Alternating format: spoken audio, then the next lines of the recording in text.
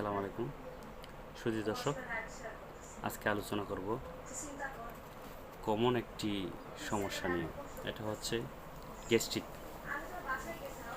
বা gastric ulcer, peptic ulcer, আপনারা যাই বলেন। যেই রোগটা আপনার প্রায় 45% মানুষের আছে, গ্যাস্ট্রিকের সমস্যা। এই রোগের কারণ কি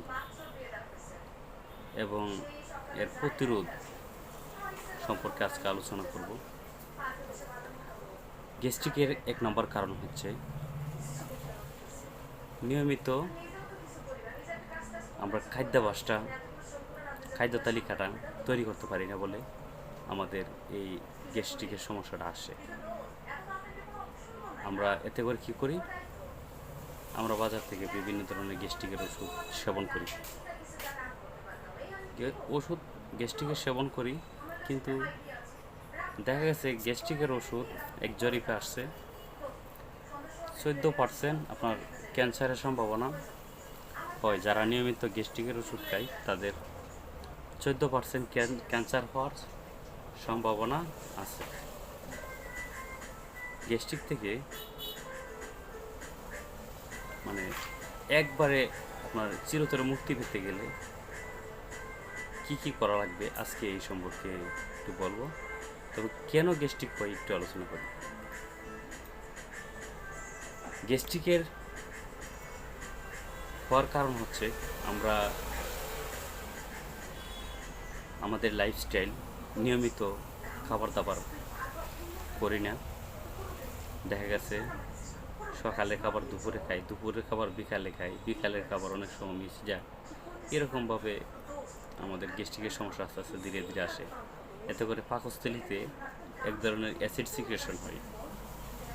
ওইটা খাবারের মধ্যে না পড়ে যখন পাকস্থলীর দেয়ালে পড়ে, এই দেয়ালটা কত হয়ে যায়, যেটাকে মেমব্রেন বলা হয়। এই মেমব্রেন ক্ষতি হয়ে গেলে দেখা গেছে আপনার গ্যাসের উৎপত্তি আরও বেড়ে যায়। আর আমরা কী করতেছি, বাজার থেকে গ্যাস্ট্রিকের ওষুধ খেয়ে গ্যাস্ট্রিকটাকে কমিয়ে ফেলতেছি, মানে গ্যাসটাকে অ্যাসিডটাকে কমায় ফেলতেছি। এতে করে আমাদের বদহজম হইতেছে। আর বদহজম হলে দেখা গেছে আমরা ভালো কোনো জিনিসকে ওটা হজম করতে পারবো না। তো যেটাই খাই, আমাদের অনেকেই দেখা গেছে সবজি খেতে পারে না। আপনি যদি ফাইবারযুক্ত খাবার না খান, সবজি যদি না খান, আপনার গ্যাস্ট্রিকের সমস্যা বাড়বে। অনেকে নিয়মিত পানি সেবন করে না। পানি যদি নিয়মিত সেবন করে, জীবনও আপনার গ্যাস্ট্রিকের সমস্যা হবে না। কারণ কি, তখন পানি একমাত্র শরীরে 70% রোগমুক্ত রাখে পানি। আর পানির পরিমাণ যদি পায়খানাতে কমে যায়, তখন দেখা গেছে পায়খানাটা কঠিন হয়ে যায়। অনেক সময় টয়লেটে গেলে ওইটা ছিঁড়ে আসে, মানে টিয়ার হয়ে যায়। টিয়ার হলে দেখা গেছে অনেক সময় ব্লাড যায়। এতে করে আস্তে আস্তে ধীরে ধীরে ধীরে ধীরে পাইলসের সম্ভাবনা দেখা দেয় ম্যাক্সিমাম মানুষের। আর এটা থেকে প্রতিরোধ করতে গেলে আপনার ন্যাচারাল প্রাকৃতিক যে ওষুধগুলো, এগুলো সেবন করতে হবে।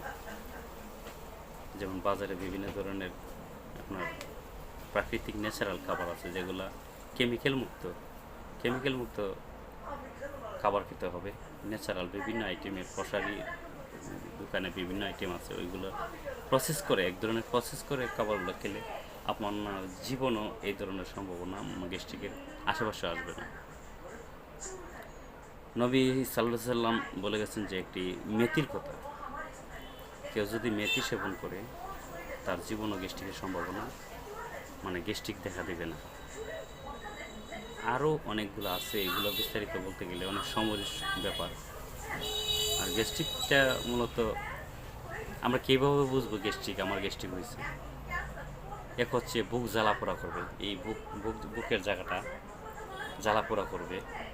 আবার অনেকের চুক্কা ডেকুর আসবে, মুখে চুক্কা ডেকুর আসবে, অনেকের পানি আসবে মুখে, টয়লেটটা কঠিন হয়ে যাবে এবং পেট একটু বড় আকারের হয়ে যাবে, বিভিন্ন ধরনের বায়ু নির্গত হবে, সো এছাড়া আরও বিভিন্ন ধরনের গলা জ্বলে, অনেকের গলা জ্বলে, গলা রিফ্লাক্স, ওই গ্যাসটা রিফ্লাক্স, GERD যাকে বলা হয়, হ্যাঁ, গ্যাস্ট্রো রিফ্লাক্স ডিজিজ যেটাকে বলা হয়। তো এইটা মূলত সমাধান করতে গেলে, আপনার প্রতিরোধ করতে গেলে ন্যাচারালের প্রতি যুক্ত হবে, কেমিক্যাল মুক্ত খাবার খেতে হবে, তেলযুক্ত খাবার খাওয়া যাবে না, ভাজাপোড়া নিষেধ, বাজারের যে যত ধরনের ভাজাপোড়া আছে এগুলো থেকে বেঁচে থাকতে হবে। দেখা গেছে আপনার এই শুধু বাংলাদেশেই বেশি দেখা গেছে এই গ্যাস্ট্রিকের সম্ভাবনা বাংলাদেশেই বেশি। কীরকম? তাদের খাদ্য তালিকাতেই কেমিক্যাল যুক্ত খাবার থাকে, বাজারে এমন কোনো জিনিস নাই যে ওইগুলাতে কেমিক্যাল মানে অসাধু ব্যবসায়ীরা ব্যবহার করে না।